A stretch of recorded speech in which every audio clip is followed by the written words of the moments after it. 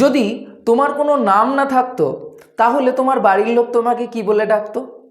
বা মনে করো যদি তোমার কোনো নাম দেওয়া না হতো তাহলে তুমি যখন বিদ্যালয়ে আসতে তোমাকে তোমার সহপাঠীরা বা শিক্ষক মহাশয়েরা কি বলে ডাকতো?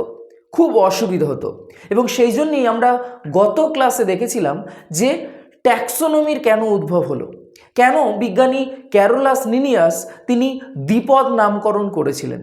এবং আমরা গত ক্লাসে এটাও দেখেছিলাম যে ট্যাক্সোনমির ক্ষেত্রে সবার প্রথমে শনাক্তকরণ করতে হয়, তারপর নামকরণ করতে হয় এবং তারপরে শ্রেণীবিন্যাস করতে হয়। এবং তাদের গুরুত্ব, ট্যাক্সন কি, ট্যাক্সোনমিক হায়ারার্কি, সেইগুলো নিয়ে জেনেছিলাম। আজকের বিষয়বস্তু যেটা নিয়ে আমরা আলোচনা করব সেটি হচ্ছে আমাদের প্রকৃতিতে এত রকমের জীব আছে, সেই সমস্ত জীবকে আমাদের কি জানা সম্ভব? বা সেই সমস্ত জীব সম্পর্কে পুঙ্খানুপুঙ্খ আমাদের জানা অত্যন্ত অসম্ভব বা অত্যন্ত কঠিন। এবং সেই কঠিনতর বিষয়টাকে আরও সহজ করার জন্য বিভিন্ন বিজ্ঞানী সমস্ত জীবগোষ্ঠীকে বেশ কয়েকটি রাজ্যে ভাগ করে গেছে। এবং তার ফলে কি হয়ে গেছে, আমাদের আর প্রতিটা জীবকে পুঙ্খানুপুঙ্খভাবে না জানলেও আমরা যদি জানি যে এই জীবটা এই রাজ্যের, আমরা বুঝতে পারবো যে সেই জীবটা কি কি বৈশিষ্ট্য তার মধ্যে রয়েছে। যেমন আমরা যদি দেখি যে কেঁচো, তোমাদের আমি যদি বলি যে কেঁচোকে নিয়ে ভাবো, তোমরা কেঁচো কে কে দেখেছো? প্রত্যেকে দেখেছো।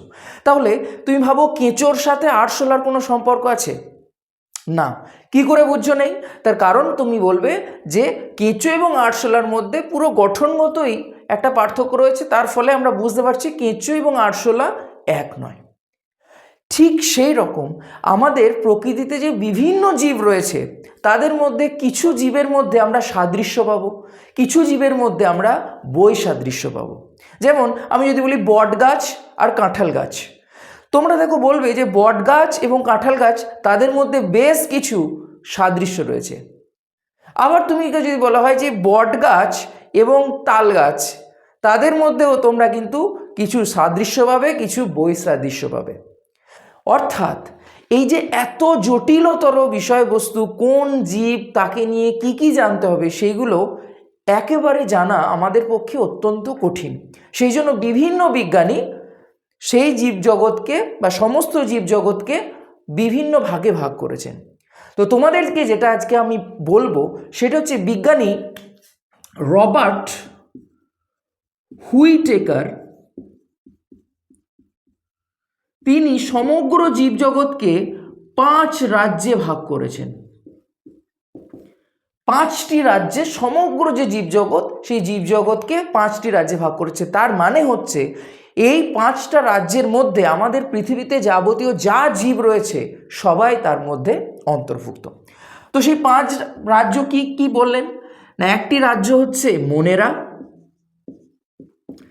একটি রাজ্যকে তিনি বললেন প্রোটিস্টা, একটি রাজ্য হচ্ছে প্ল্যান্টি,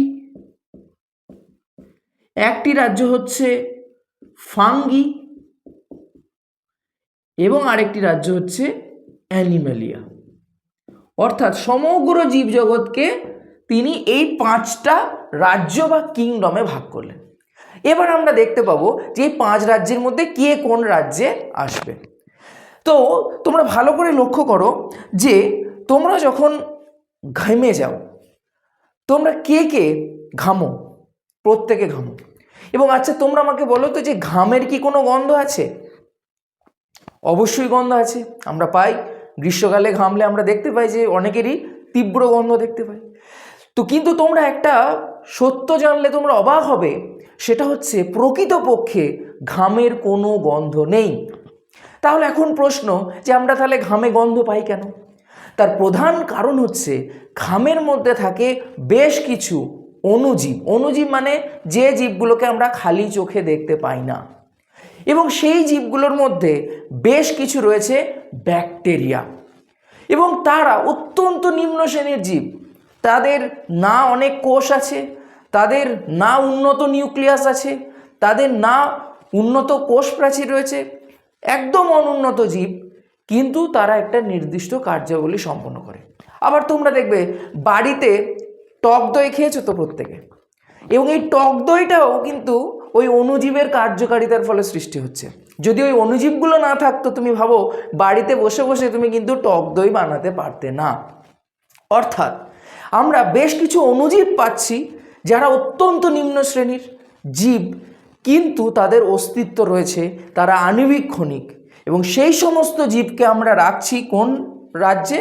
না, বিজ্ঞানী হুইটেকার রেখেছিলেন মোনেরা রাজ্যে। এবং এই মোনেরার মধ্যে আমরা তাহলে কি কি বৈশিষ্ট্য পাচ্ছি? মোনেরার মধ্যে আমরা বৈশিষ্ট্য পাচ্ছি যে এরা হচ্ছে আণবিক ক্ষণিক, অর্থাৎ এদের খালি চোখে সেরকম দেখা যায় না। 2 নাম্বার, এদের যে বৈশিষ্ট্য সেটা হচ্ছে আমরা জানি যে কোষের মধ্যে একটা নিউক্লিয়াস সবথেকে বড় কোষীয় অঙ্গাণু, এবং সেই নিউক্লিয়াস এদের অনুপস্থিত। অর্থাৎ বুঝতেই পারছো কতটা এরা অনুন্নত যে এদের নিউক্লিয়াস থাকে না। তাহলে তো বলবে এদের নিউক্লিয়াস থাকে না, তাহলে এরা বেঁচে আছে কিভাবে? না, আমাদের যে কোনো জীবের বেঁচে থাকতে গেলে যেটার প্রয়োজন হয় সেটা হচ্ছে জেনেটিক বস্তু।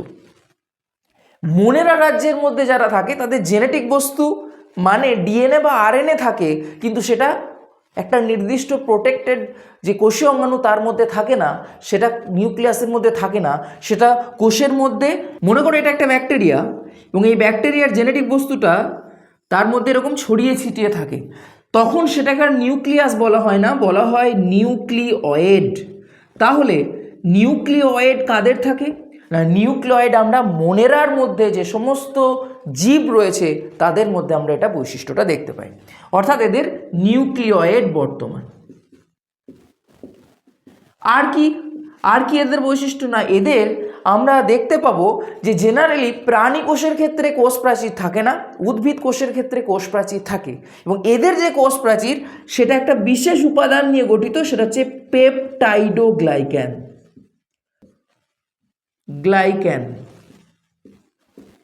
এবং এই পেপটাইডোগ্লাইক্যান নিয়ে এদের কোষ প্রাচীর গঠিত। যেমন উদাহরণ হিসেবে আমরা বলতে পারি ব্যাকটেরিয়ারা হচ্ছে মোনেরা রাজ্যের অন্তর্গত।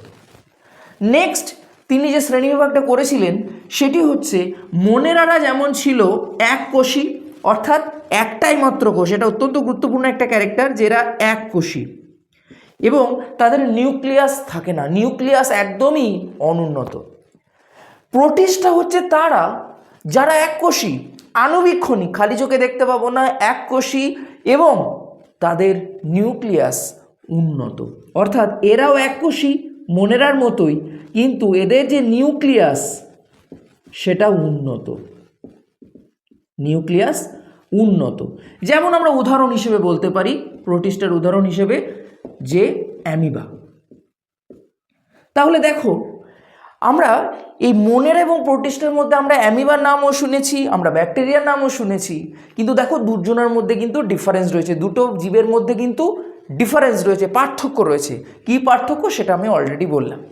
এবার তোমরা দেখতে পাবে যে বর্ষাকাল হলেই খড়ের গাদাতে দেখতে পাবে যে বেশ কিছু ব্যাঙের ছাতা হয়েছে, ব্যাঙের ছাতার মতো কিছু জিনিস রয়েছে যেগুলোকে আমরা রান্না করে খাচ্ছি, এবং সেগুলোকে আমরা কি বলি? আমরা লোকাল ভাষায় বলি যে ফল ছাতু বা মাশরুম। তোমরা যদি ভালো করে দেখো এই যে মাশরুম, এই মাশরুম কী নিয়ে গঠিত? দেখতে পাবে কিছু সরু সরু সুতোর মতো অংশ নিয়ে গঠিত। কোনোদিন মাশরুম কেটে দেখেছো? যদি না কেটে থাকো একবার দেখবে, সামনেই যখন বর্ষাকাল আসবে, বর্ষাকালে দেখবে বেরোবে খড়ের গাদাতে, এবং সেখানে দেখতে পাবে যে সরু সরু সুতোর মতো অংশ রয়েছে, এবং সেই সরু সরু সুতোর মতো অংশগুলোকে বলা হয় কি না, সরু সরু সুতোর মতো অংশগুলোকে বলা হয় মাইসেলিয়াম। তাহলে দেখো মাইসেলিয়াম কিন্তু আমরা প্রোটিস্টাতেও পাইনি, মোনেরাতেও পাইনি, একমাত্র এই সরু সুতোর মতো অংশ। এবং যারা হচ্ছে পরভোজী মানে মেনলি তারা মৃতজীবী, তোমরা দেখতে পাবে না যে কোনো গাছের উপর এরকম মাশরুম হয়েছে, তোমরা দেখতে পাবে না যে কোনো মাশরুম সবুজ রঙের হয়েছে। তার কারণ মাশরুম নিজে খাবার বানাতে পারে না, অর্থাৎ এরা সহভোজী নয়, এরা পরভোজী। কী রকমের পরভোজী? না, এরা হচ্ছে মৃতজীবী। এরা কোনো মৃত বস্তুর উপর, ওই খড় পচা, পাতা পচা এরকম স্তূপের উপর এরা জন্মায়। এবং শুধু পচা পাতা বা খড় থাকলেই হবে না, সেখানে থাকতে হবে কাকে? মাইসেলিয়ামকে। অর্থাৎ আমরা ফাঙ্গি বা ছত্রাকের যে দেহ, সেই ছত্রাকের দেহের যে প্রধান ক্যারেক্টারিস্টিক, সেখানে আমরা মাইসেলিয়াম পাবো, এবং যেটা কিন্তু অন্যান্য জীব থেকে ছত্রাককে আলাদা করছে। এবং এই মাইসেলিয়ামগুলোতে আমরা দেখতে পাবো যে মাইসেলিয়ামগুলো একটা নির্দিষ্ট স্ট্রাকচার তৈরি করছে। তোমরা ব্যাঙের ছাতার কথা একটু ভাবো না, ঠিক? এবং এই যে ব্যাঙের ছাতা, এই ব্যাঙের ছাতাতে দেখো, এখানে যদি ভালো করে লক্ষ্য করো দেখতে পাবে এখানে সরু সরু কিছু সুতোর মতো অংশ রয়েছে, এবং এই যে সরু সরু চিরুনির পাতের মতো অংশ, এগুলোকে বলে গিল। এবং এইগুলোকে যদি তুমি টানো দেখবে সরু সুতোর মতো অংশ দেখতে পাবে, যেগুলোকে আমরা বললাম মাইসেলিয়াম বলে। এবং এই যে ছাতার মতো অংশ, এটাকে বলা হয় ফ্রুটিং বডি। এবং এখানে আমরা দেখতে পাবো বিভিন্ন রেণু উৎপন্ন হয়, যেগুলো আবার যখন জল পায়, মেনলি বর্ষাকালে, তখন সেখান থেকে আবার নতুন ছত্রাকের উৎপন্ন হয়। এবং তোমরা এটাও লক্ষ্য করে থাকবে যে গ্রীষ্মকালে কিন্তু খড় থেকে এই মাশরুম বা ফল ছাতু তৈরি হচ্ছে না, তার কারণ সে জল পাচ্ছে না, সে অনুকূল পরিবেশ পাচ্ছে না, তার ফলে সেখান থেকে কিন্তু উৎপন্ন হচ্ছে না। নেক্সট, তিনি জীবজগৎকে যে ভাগে ভাগ করলেন সেটা হচ্ছে সমস্ত উন্নত সবুজ উদ্ভিদ। সেখানে বট গাছ, তাল গাছ, পেঁপে গাছ, তোমার আশেপাশে যা যা গাছ তুমি দেখতে পাচ্ছ, তারা কিন্তু হচ্ছে সব প্ল্যান্টি। তাহলে সবুজ উন্নত উদ্ভিদ, ঠিক। এবং আমরা ফাঙ্গিতে যেমন দেখলাম যে তাদের ক্ষেত্রে যেহেতু কোনো রকম ক্লোরোফিল থাকে না, তারা সাদা বর্ণের হয় এবং তারা নিজের খাদ্য নিজে বানাতে পারে না, প্ল্যান্টি বা উদ্ভিদরা কিন্তু সেরকম নয়, তারা হচ্ছে স্বভোজী। অর্থাৎ তাদের নিজের রান্না নিজে করার ক্ষমতা আছে। তোমার মনে হবে যে নিজের রান্না নিজে এসে তো আমার রান্না করে দেয়, সেই রান্না নয়। তুমি দেখো, গাছ হচ্ছে বা উদ্ভিদ হচ্ছে এমন একটা জীব যে কিন্তু বাতাস থেকে উপাদান নিচ্ছে, CO2, জল নিচ্ছে মাটি থেকে, এবং সেখান থেকে খাবার তৈরি করে ফেলছে। এবং এখানে ওই বাজার করে, মানে বাজারে তো কি করছি, কোনো একটা খাদ্যবস্তুকে নিয়ে আসছি, কিন্তু এখানে খাদ্যবস্তু নেই, জল নিচ্ছে, বাতাস নিচ্ছে, দিয়ে খাবার তৈরি হয়ে যাচ্ছে। সেই জন্য এদেরকে আমরা বলছি সহভোজী। আরেকটি যেটা তিনি ভাগ করলেন সেটি হচ্ছে অ্যানিমালিয়া। সমস্ত উন্নত প্রাণীদেরকে তিনি রাখলেন এই অ্যানিমালিয়া রাজ্যে। এবং উন্নত প্রাণী মানেই হচ্ছে কি, তারা পরভোজী, অর্থাৎ নিজের খাদ্য নিজে বানাতে পারে না, এবং এদের কোষে কোনো রকম কোষ প্রাচীর থাকে না। অন্যদিকে উদ্ভিদের যে কোষ প্রাচীর সেটা সেলুলোজ নিয়ে তৈরি হয়, কিন্তু আমরা ব্যাকটেরিয়ার ক্ষেত্রে দেখলাম, আমরা মোনেরার ক্ষেত্রে দেখলাম, তাদের যে কোষ প্রাচীর সেটা পেপটাইডোগ্লাইকান নিয়ে তৈরি হয়। আজকের ক্লাসে আমরা দেখলাম যে সমগ্র জীবজগৎকে মোট 5টি রাজ্যে ভাগ করেছিলেন বিজ্ঞানী হুইটেকার, এবং সেখানে 5টি রাজ্য হচ্ছে মোনেরা, প্ল্যান্টি, তোমার অ্যানিমালিয়া, প্রোটিস্টা এবং ফাঙ্গি। এবং সেখানে কোন রাজ্যের অন্তর্গত কোন জীবটা হবে সেটাও কিন্তু বেশ কিছু বৈশিষ্ট্যের মাধ্যমে আমরা জানলাম। তাহলে তোমরা আমাকে এখন বলো, সেটা হচ্ছে যে আমরা যে শৈবাল দেখতে পাই, আমরা যেগুলোকে শ্যাওলা বলি, সেই শ্যাওলা তাহলে কোন রাজ্যের অন্তর্গত হবে? ভেরি গুড, সেটি হবে প্ল্যান্টি রাজ্যের অন্তর্গত। ব্যাঙের ছাতা বা অ্যাগাডিগাস সেটা হবে ছত্রাক বা ফাঙ্গি রাজ্যের অন্তর্গত। তাহলে এবার আমাকে বলো, করোনা ভাইরাস যেটা আমাদের কয়েক বছর আগে তোলপাড় করে দিয়েছিল পৃথিবীকে, সেই করোনা ভাইরাস তাহলে কোন রাজ্যের অন্তর্গত হবে?